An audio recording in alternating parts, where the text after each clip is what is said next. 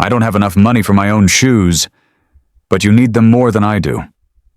A worn-out man, Daniel, knelt before a shivering boy on the sidewalk, slipping a pair of brand-new sneakers onto his tiny, frozen feet. The kid flinched at first. Was this real? No one had ever done something like this for him before. He had spent nights curled up on cardboard, watching people walk past him like he didn't exist. But today, someone stopped. Someone cared. "These are yours now," Daniel said, smiling. "No more walking barefoot." The boy's lips trembled, not from the cold, but from something he had forgotten he could feel. Hope. "Hey everyone, welcome to Legacy Tales." Sometimes the smallest acts of kindness come back in the biggest ways.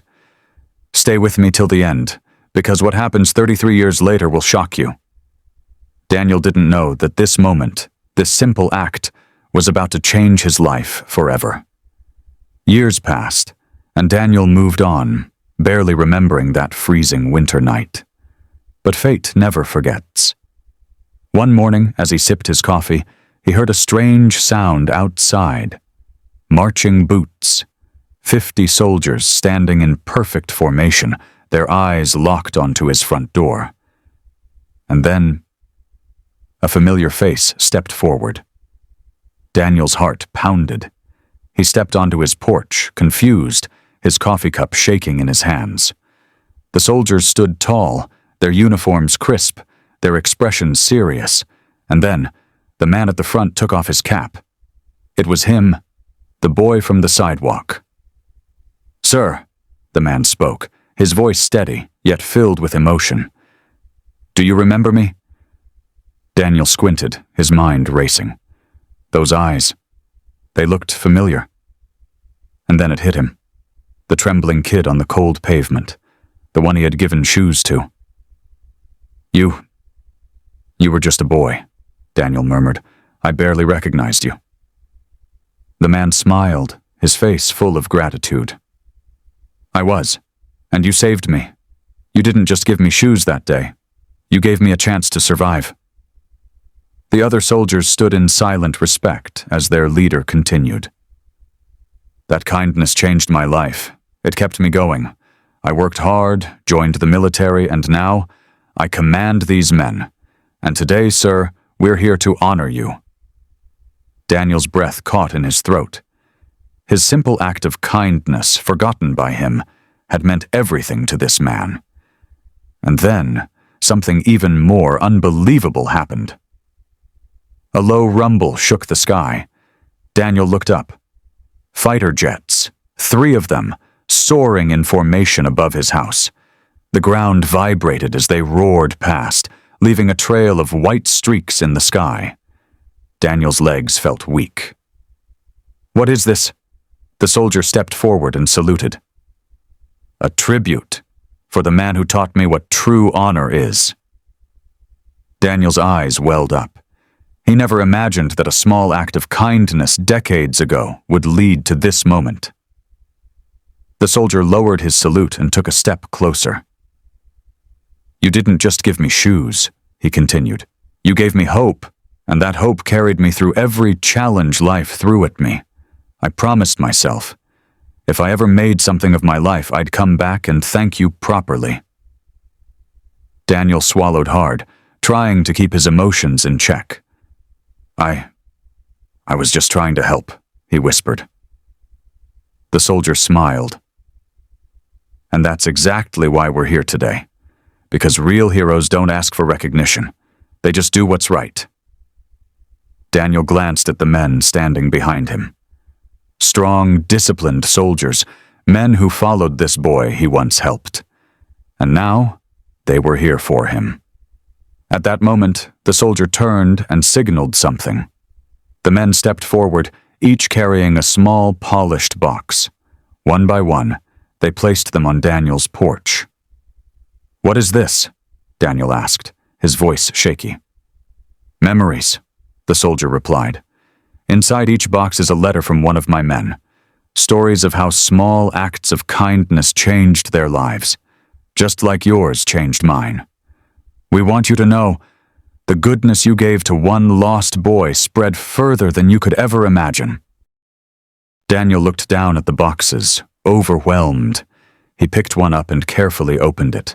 A handwritten letter, signed by a name he didn't recognize. But as he read, his heart clenched. "To the man who saved my commander. Because of you, he became the leader who saved me. Thank you for everything you've done, without even knowing it." Daniel exhaled sharply. His hands trembled as he held the letter close. The soldier placed a hand on his shoulder.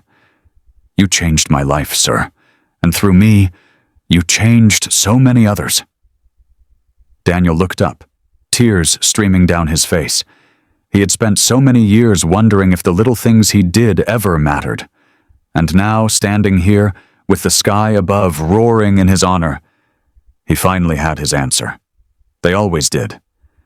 Daniel stood frozen on his porch, his heart still racing from the overwhelming emotions. He looked at the letters, the soldiers, and the man who once stood in his shoes, barefoot, lost, hopeless. But just as he was about to speak, a loud engine roared from the street.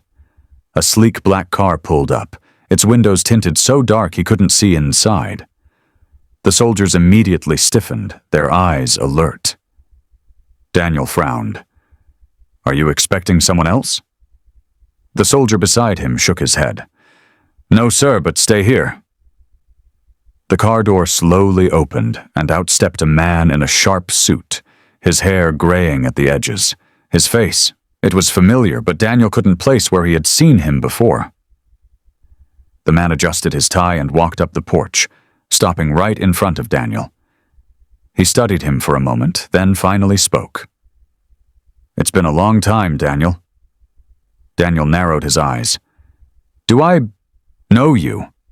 The man smirked. "You should. You saved my life, too." A heavy silence fell over the porch. The soldiers exchanged glances. The commander's expression darkened. Daniel's mind raced. Another man he had helped? But how? When? The man sighed. "It was 33 years ago. The same night you gave that boy his shoes. You probably don't remember me because, back then, I wasn't the kind of man worth remembering." Daniel's stomach tightened. "I was watching from across the street," the man continued. "Back then I was just another homeless kid. But I wasn't like him. I wasn't just lost, I was angry. And that night, I had decided to rob the nearest person I could find. And that person was you." Daniel's breath caught in his throat. The man exhaled sharply. "I had a knife in my pocket. I was ready to take whatever I could get. But then I saw what you did. You didn't just give him shoes, you knelt down, you treated him like he mattered. And suddenly, for the first time in my life, I questioned everything." Daniel felt a chill run down his spine. The man clenched his jaw. "That one moment changed me. I never robbed you that night. Instead, I walked away. And because of that, my life took a completely different path." The soldier beside Daniel took a step forward. "Sir, who are you?" The man reached into his pocket and pulled out a badge. A gold emblem gleamed in the light. Daniel's eyes widened. "I'm the Director of National Security," the man said. "And Daniel, you didn't just save a soldier that night. You saved me, and today I'm here to return the favor." Daniel's hands trembled. His entire world had just shifted in a single moment. But before he could even process it, a voice crackled over a soldier's radio, urgent, panicked. Something was happening, and Daniel had no idea that his life was about to change forever. Again. Before Daniel could react, the soldier's radio crackled again. "Code red. Immediate extraction needed. High priority asset compromised." The soldiers on Daniel's porch snapped into action, hands on their weapons, eyes scanning the street. The man in the suit, the Director of National Security, stayed calm, but his expression had hardened. Daniel's pulse pounded. "What's going on?" The director turned to him. We don't have much time. You need to come with us. Now. Daniel took a step back. What? Why? I'm just an old man. The director cut him off. No, Daniel, you're not just an old man. You're the reason 2 lives changed, and now someone doesn't want you around to change anymore. The words hit Daniel like a punch. You're saying I'm in danger? The director nodded. More than you realize. One of the soldiers pressed a finger to his earpiece. We have incoming. Black SUV. 5 men inside. Weapons visible. Daniel felt his stomach drop. The director turned to him, voice low but firm. 33 years ago, you saved a homeless kid and a future national security leader. But you also caught the attention of someone else, someone who doesn't want people like you interfering. Daniel's mind raced. Who? Tires screeched at the end of the street. A black SUV swerved into view, speeding straight toward his house. The soldiers moved instantly. Go! Get him inside! Before Daniel could say another word, 2 soldiers grabbed him and rushed him into the house. Outside, the director stayed calm, watching the approaching SUV. Daniel's breath was ragged. His heart pounded in his chest. This wasn't real. This had to be some kind of mistake. But then, gunfire. Bullets shattered the porch railing. The soldiers outside returned fire. The director ducked behind a pillar, barking orders. Daniel stumbled back against the wall, hands trembling. He had lived a quiet life for decades. He had never thought twice about that night, never imagined that a simple act of kindness could lead to this. More gunshots, more shouting, the sounds of chaos, and then a deafening explosion rocked the house. The windows shattered, smoke filled the air. Daniel fell to the floor, coughing. And as the world blurred around him, one thought echoed in his mind. What had he gotten himself into? Daniel's ears were ringing. Smoke filled the room. He coughed, struggling to get up as the chaos outside continued. The soldiers were shouting orders, returning fire, moving fast like a well-oiled machine. A hand grabbed his arm. One of the soldiers. We need to move, now! Daniel stumbled to his feet. His home, the place he had lived in peace for decades, was now a war zone. Bullet holes in the walls, glass everywhere, and outside, figures moving in the smoke. Then, through the haze, a shadow appeared. A man stepped into the doorway. Not a soldier. Not one of the attackers. It was the boy he had helped all those years ago. But he wasn't a boy anymore. He was in full military gear, a scar running down his cheek, his eyes sharp and focused. Daniel, he said, his voice steady. I told you I'd come back for you one day. Daniel's breath caught. It's you? The soldier nodded.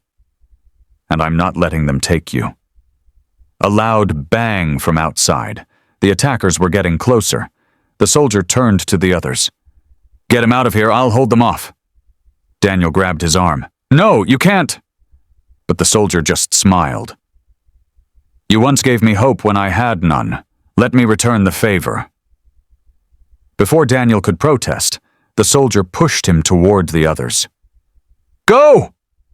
The soldiers moved fast, guiding Daniel through the back of the house, out into the night. Sirens in the distance, more military vehicles approaching. Daniel looked back one last time. The soldier stood in the doorway, facing the approaching enemies, unshaken, ready. And then he disappeared into the smoke.